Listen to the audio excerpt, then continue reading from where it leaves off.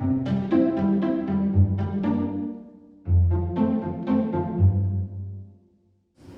my name is Michelle Sullivan, and I'm Associate Conservator for Drawings at the J. Paul Getty Museum. Today, I'm going to talk to you about this beautiful pastel by Edgar Degas, Après le Bain. It depicts a woman just stepping out of her bath, a very typical subject that Degas depicted many times throughout his career. Something that's very common in Degas' work, but perhaps unique to him as a pastelist, is his use of tracing paper as a support.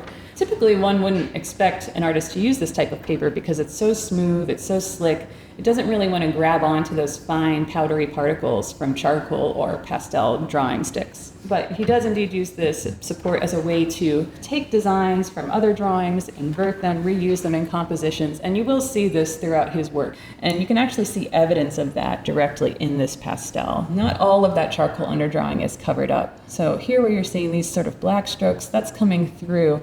That's what we call the underdrawing. What's the basis for the final composition? The way that Degas was able to work on such a challenging support was with his really astute use of a material known as fixative, which is basically a very dilute adhesive. It's often gum, like gum arabic, or sometimes derived from milk, a material called casein. He would have delivered this material using something like this, a medical atomizer, or some other way to deliver a very fine spray all over the surface of the drawing. And basically, the super dilute adhesive allowed those particles of pastel and charcoal to stick to the paper support. This let him work in layers and build up really amazing compositions like Après le Bain.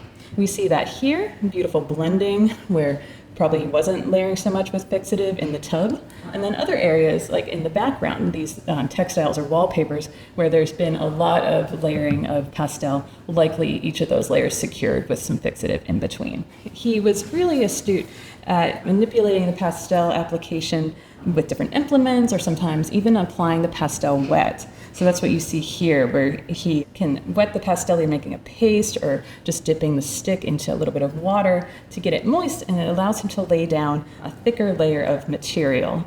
And in Après le Bain, we see that just really beautiful work in the towel here that the woman is drying herself off with, and in strong raking light, even in her flesh and in her hair, just beautiful texture that the artist is able to achieve by working wet. Another popular technique he utilized was layering and then removing. So once you have those layers secured with fixative, you can go back with an implement and scratch away, revealing the layer below. That's what you see in this square here.